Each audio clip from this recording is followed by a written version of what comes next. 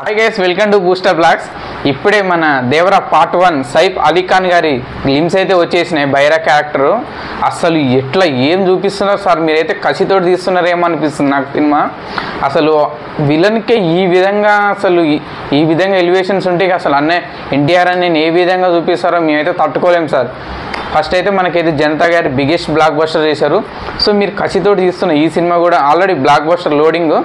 ఎందుకంటే అసలు first of all NTR అనే ఫ్యాన్స్ ఎవరైనా వీడియో చూస్తే కంపల్సరీ మీరైతే జై ఎన్టీఆర్ అని కామెంట్ అయితే చేయండి తప్పకుండా. అలాగే మన వీడియో అయితే లైక్ చేయండి.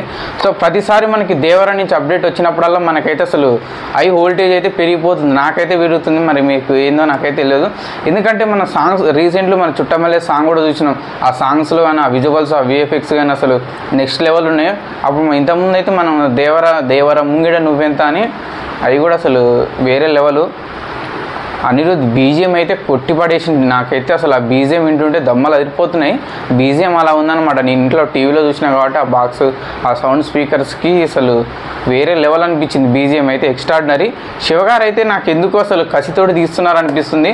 సో మనకైతే రెండో బ్లాక్ బస్టర్ అయితే loading 100%. So Janata garage biggest block buster అయింది. సో ఆ తర్వాత మనకైతే దేవరా పార్ట్ 1 వస్తుంది. అన్నయ్య కాంబినేషన్లో, కొరటాల శివగారి కాంబినేషన్లో పక్క 100% అయితే బ్లాక్ బస్టర్ లోడింగ్. నేనైతే టీజర్ కోసం వెయిట్ చేస్తున్నాను లిటరల్లీ. ఎందుకంటే అసలు ఆ గ్లిమ్స్ చూస్తుంటే మైండ్ పోతుంది నాకు ప్రతిసారి. సో మీరైతే ఎంతమంది వెయిట్ చేస్తున్నారో కింద అయితే కామెంట్ చేయండి. జై ఎన్టీఆర్.